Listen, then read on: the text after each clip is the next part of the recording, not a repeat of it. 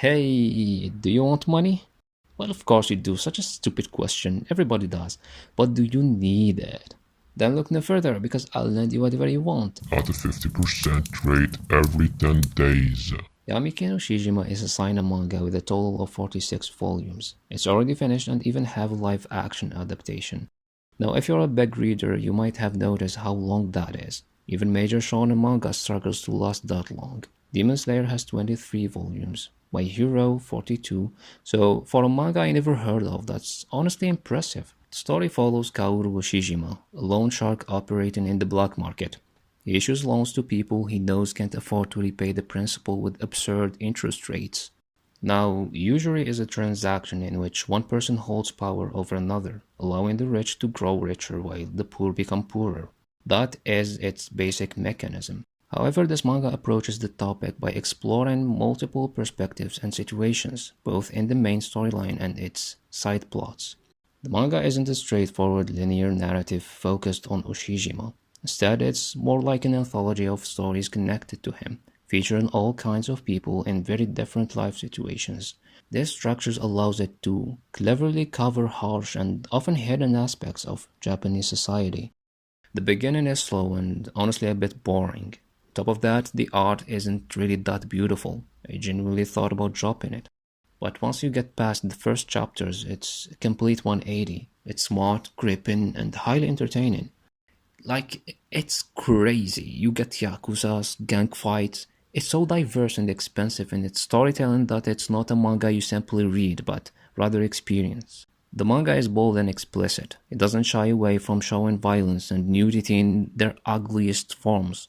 It paints a brutal picture of merciless society. Ugly, despicable people are drawn even uglier, and the art style emphasizes that. I mentioned earlier that Ushijima is a person who takes advantage of the needy. Saying that makes it sound like everyone indebted to him is an innocent victim, which is far from the truth. Don't get me wrong, some people are pushed into it by their circumstances, but many aren't. A lot of them are selfish, scammers, failures. Ushijima himself says it constantly. He believes his clients are unworthy and undeserving of any compassion. Whether it's prostitution, identity theft, extortion, there's no misery Ushijima isn't willing to put his customers through. Every yen he lends must be repaid in full. If you're unlucky enough to deal with him, you're done. You become a so-called slave.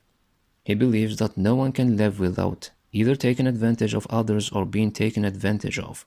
That's his worldview. Speaking of his character, there's no debate. Ushijima is a terrible person. He is a cruel criminal. And yet you can't really hate him. You even end up respecting him. He has this presence, this aura whenever he's on screen, almost like a big brother energy. You get what I mean. What's really bizarre is that even though you know from the start he's not a good person, he still manages to surprise you with how far he'll go and take things. You keep unconsciously underestimating just how insane he can be, and it's not like he's invincible either. He ends up in several extremely dangerous situations that he barely escapes thanks to his intelligence and connections. Also, the story isn't centered on him all the time. There are entire arcs where he barely appears, yet it never gets boring. Side stories are just as compelling.